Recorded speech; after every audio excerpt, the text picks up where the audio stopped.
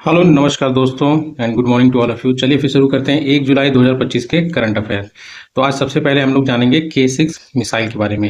ये एक्चुअली अभी दोस्तों हाल फिलहाल न्यूज़ में काफ़ी है, क्योंकि ये जान लीजिए मतलब सिर्फ इसे मतलब कन्वेंशनल वॉर हेड ही नहीं डाल सकते इसमें, मतलब न्यूक्लियर कैपेबिलिटी भी है इसमें, है ना। मतलब ये एक तरह का सबमरीन लॉन्च्ड बैलिस्टिक मिसाइल। अब बैलिस्टिक मिसाइल क्या होता है दोस्तों? जैसे कि मान लीजिए यहाँ से आपने टारगेट है, मतलब ये आपका टारगेट है और यहाँ से आपने लॉन्च किया। अगर मान लीजिए बैलिस्टिक मिसाइल अगर आप लॉन्च करते हैं तो ये सबसे पहले एटमॉस्फेयर में जाएगा और उसके बाद आके ये अपने टारगेट को हिट करेगा।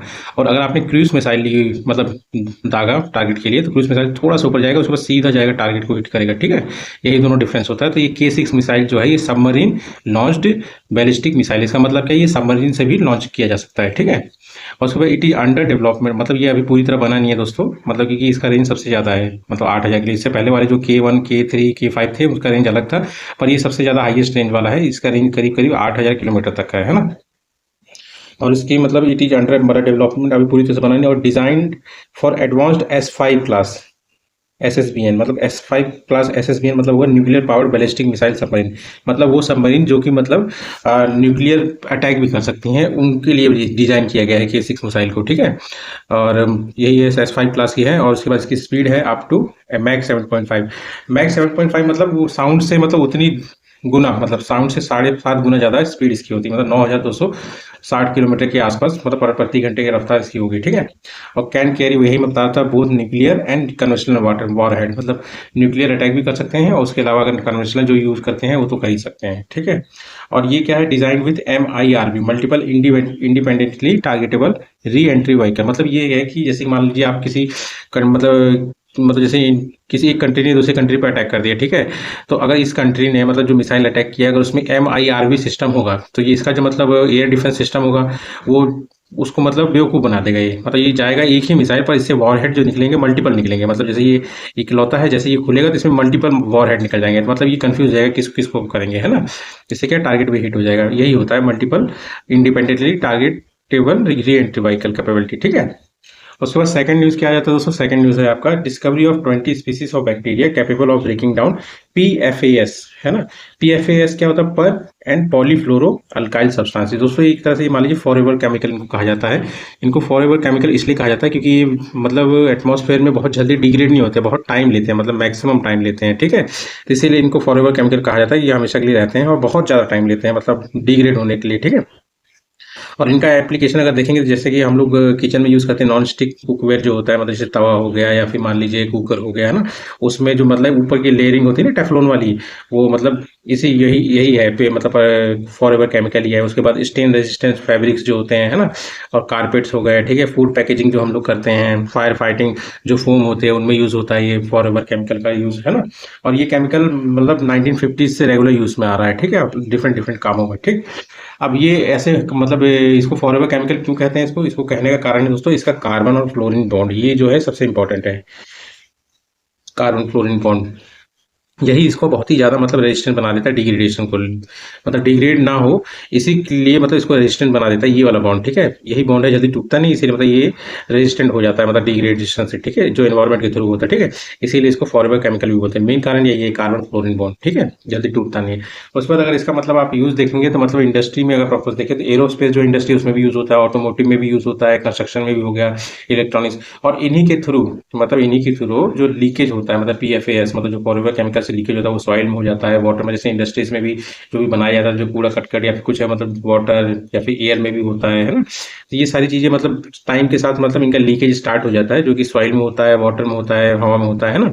और यही जो लीकेज होता है बाद में मतलब जो ह्यूमन मतलब कंजप्शन होता है ना, जैसे वाटर के थ्रू हो गया या फूड के थ्रू हो गया, चाहे एयर के थ्रू हो गया, तो मतलब ये एक्यूमुलेट होता है शरीर में, क्योंकि मतलब उसको पचा तो पाते नहीं, डिग्रेड होता नहीं, तो ये एक्यूमुलेशन बॉडी में भी स्टार्ट हो जाता है। मतलब PFAS accumulate in the body through contaminated food और वाटर। ठीक है, as they break down slowly. ठीक है, टाइम लगता है ना इनको स्लोली होने में, इसलिए मतलब एक्यूमुलेशन स्टार्ट हो जाए। आप जैसे आया अगर पच गया निकल गया तो दिक्कत नहीं है, पर आया एक्यूमुलेट हुआ है, पच ही नहीं रहा है, क्योंकि वो डिग्रेड होगा ही नहीं, तो पड़ा रह जाता है ना। इसके हेल्थ इम्पैक्ट क्या है दोस्तों? इसमें क्या है कि फर्टिलिटी को बहुत कम कम कर देता है ना। फर्टिलिटी मतलब जैसे कि बच्चा करने की कैपेबिलिटी जो होती है वो घट जाती है। उसके बाद हार्मोनल डिसरप्शन हो जाता है। इसके बाद मतलब जो चिल्ड्रंस का ग्रोथ होता है, जो नॉर्मल ग्रोथ होता है, उसको काफ़ी हद तक ये अफेक्ट कर देता है, ठीक है। और इससे काफ़ी कैंसर रिस्क भी पैदा होते हैं, है ना।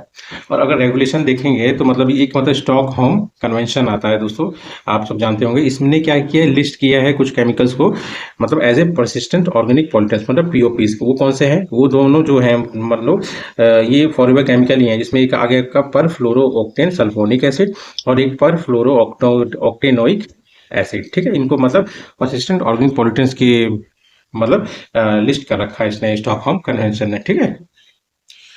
उसके बाद दोस्तों अगला न्यूज़ है, एक एक्टर हैं मतलब जो कि मतलब सफ़र कर रहे हैं किसे, ट्रीगेमिनल न्यूरेलिजिया, ठीक है। ये एक तरह की बीमारी है दोस्तों, काफ़ी सफरिंग होती है। मतलब ये जान लीजिए, अगर जैसे आपका ये हेड है तो अगर दर्द होगा जैसे इस पूरी पोर्शन में, मतलब आँख से लेके मतलब सर के पीछे तक दर्द होगा, है ना।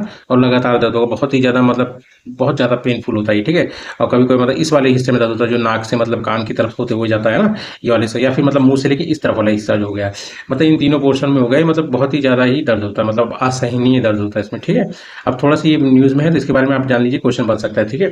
ट्रीजेमिनल न्यूरोएल्जिया, ये एक्चुअली क्या है ना दोस्तों, ये इसके नाम में ही मतलब इसका वो है कॉज। जैसे इसमें एक नर्व होता है, मतलब जो कि जिसका नाम होता है ट्रीजेमिनल नर्व, जो कि मतलब अफेक्ट होती है, ठीक है। अब इसका अलग से नाम क्या है, इसको टिक डोलोर योक्स बोला जाता है, ठीक है। और उसके बाद ये इंटेंस पेन होता है similar to an electric shock, मतलब किसी को इलेक्ट्रिक शॉक लगाओ, ठीक है, किसी एक साइड में फेस में, तो वैसा ही दर्द इसको होगा, मतलब इसमें जो इंटेंस पेन होता है इसमें, इस वाली बीमारी में, ठीक है। ट्रीजेमिनल न्यूरोलजिया, ठीक है। ये अफेक्ट किसको करता है, यही वाला जो नर्व है ना, ट्राइजेमिनल नर्व, इसको इफेक्ट करता है, जो कि सिग्नल कैरी करता है फेस से ब्रेन तक। इसीलिए बहुत ज्यादा एक्यूट पेन होता है इसमें, ठीक है। आपका when a blood vessel put pressure on the trigeminal nerve, मतलब उसी की जो ब्लड वेसल जब ज्यादा प्रेशर क्रिएट करती है इन नर्व पे, तब जाके ये पेन स्टार्ट होता है, ठीक है। पेन कम सडनली, अचानक से आता है, और can be triggered by simple, मतलब छोटी मोटी हरकतें, जैसे मतलब आप हंस रहे हो, या आप ब्रश कर रहे हो टीथ, या आप खा रहे हो, या फिर उंघाई ले रहे हो, कुछ भी ऐसी एक्टिविटी जो मुंह से रिलेटेड होती है ना, वो इसको ट्रिगर कर सकती है, मतलब स्टार्ट कर सकते हैं इस पेनफुल को, ठीक है, पेन को, ठीक।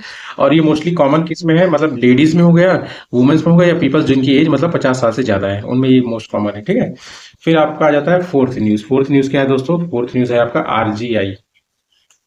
अब आरजीआई है आपके रजिस्ट्रार जनरल ऑफ इंडिया। इन्होंने कहा है सभी स्टेट से कि आप लोग ये इंश्योर करें कि मतलब जो भी माएँ अपने बच्चों को जन्म दे रही हैं, उनका जो बर्थ सर्टिफिकेट है उसके लिए उन्हें घूमना ना पड़े, तुरंत के तुरंत उनको मतलब हाथों हाथ बर्थ सर्टिफिकेट मिल जाए उनके डिस्चार्ज होने से पहले।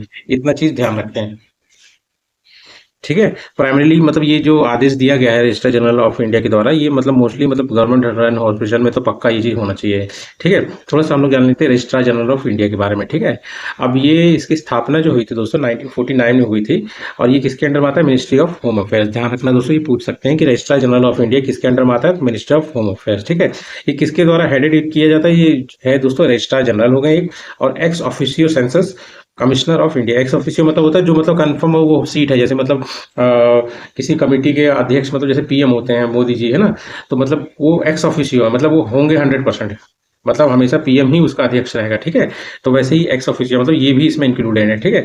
अब इतना ध्यान लीजिए, रजिस्ट्रार जनरल जो होता है वो मतलब एक तरह से जॉइंट सेक्रेटरी लेवल का सिविल सर्वेंट होता है, ठीक है। इसके फंक्शन क्या होता है? ये सेंसस ऑफ इंडिया को कंडक्ट कराता है, लिंग्विस्टिक सर्वे ऑफ इंडिया, मतलब लैंग्वेज के बेसिस पे जो सर्वे होता है वो भी यही करवाता है, कौन? रजिस्ट्रार जनरल ऑफ इंडिया, ठीक है। और पहला लिंग्विस्टिक सर्वे जो हुआ था 1928 में हुआ था, किसके द्वारा? जॉर्ज अब्राहम ग्रियर्सन के द्वारा, ठीक है। ये मतलब जान लीजिए जितने भी बर्थ सर्टिफिकेट मतलब रजिस्ट्रेशन होता है ना, बर्थ सर्टिफिकेट दिया जाता है, या फिर जितने जन्म होते हैं उनके रजिस्ट्रेशन, उनके लिए रिस्पॉन्सिबल यही है, रजिस्ट्रार जनरल ऑफ इंडिया, ठीक है। और ये मतलब आप समझ लीजिए, ये जो जिस एक्ट के थ्रू मतलब ये बर्थ सर्टिफिकेट बनते हैं, या फिर मतलब रजिस्ट्रेशन ऑफ बर्थ और डेथ एक्ट होता है, तो वो है आरबीडी 1969, ठीक है। आरबीडी 69 मतलब registration of birth and death act 1969। ये birth certificate issued by registrar in accordance with the section, ये ध्यान रखना दोस्तों, सेक्शन 12 मतलब registration of birth and death act 1969 के सेक्शन 12 के तहत एक बर्थ सर्टिफिकेट मतलब रजिस्टर होता है। ये ध्यान रखना दोस्तों, इंपॉर्टेंट है, पूछ सकता है, ठीक। उसके बाद आता है फिफ्थ न्यूज। फिफ्थ न्यूज क्या है दोस्तों? अदम्य फास्ट पेट्रोल वेसल। ये एक तरह से मतलब जो 10 देते हैं ना, मतलब जो निगरानी करते हैं जहाज, है ना, उनका है, ठीक है। तो ये बस जान लीजिए, अभी इसका मतलब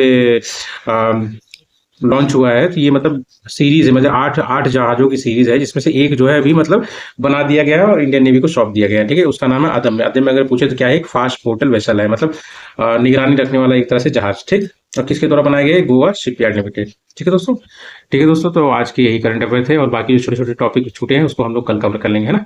थैंक यू, और वीडियो अच्छा लगे प्लीज सब्सक्राइब करना।